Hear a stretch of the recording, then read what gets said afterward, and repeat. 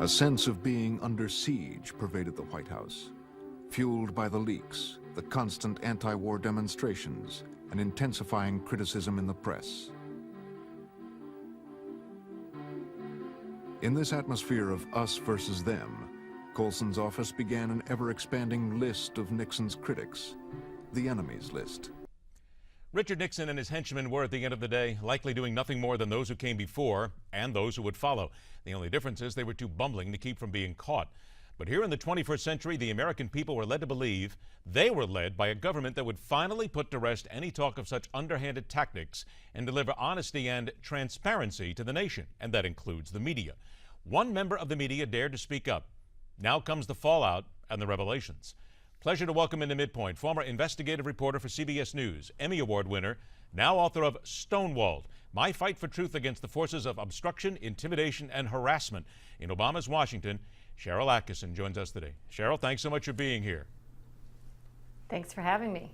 Sharyl, you were quoted in the last day or so by saying that you believe that you are on an enemies list from Barack Obama and the administration. What's your proof?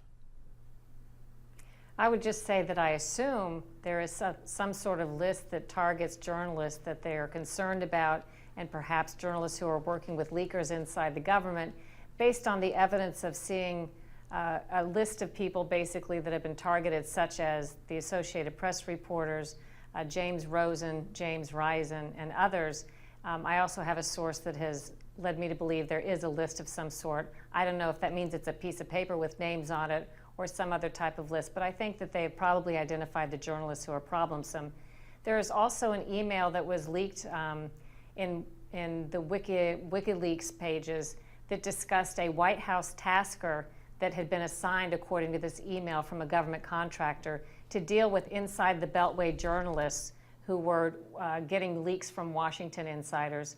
And that is, again, I think more evidence that there is somebody assigned, or there is an effort to identify what the administration may see as problemsome journalists. You're confident then that the source that you have is actually able to dig into the Obama administration and give you some actual facts from inside, not somebody who's an outlier? In regards to the idea that certain journalists may be targeted? Yes. Yes. Let me ask you then about the fact that CBS and you parted company. But before we get to a lot of that, let me ask you about CBS and the media in general. It was a very acrimonious departure, we should say. Are you then, in your opinion, convinced that after what you've been through, that CBS executives are either being suggested, commented on, or told by members of the Obama administration what they are and what they are not allowed to cover and how they should cover stories? Well, I'm not sure that anything explicit like what you just suggested actually occurs. As I describe in the book, there are subtle ways in which we self-censor based on the expectations that we have, or what we think that the desired parties want us to do. Sometimes there are more overt communications between powers that be, whether they're political or corporate and whatnot, and the news division or corporate officials, that results in us, I think, changing our news decisions accordingly. There are accounts in the book, not just from this happening, in my opinion, at CBS News, but other journalists, including journalists at C-SPAN, describing similar processes in which the White House has attempted to influence what appears on their news by either threatening to withhold access, and in the case of C-SPAN, apparently withholding access when they didn't cooperate accordingly in the way that the White House wanted them to.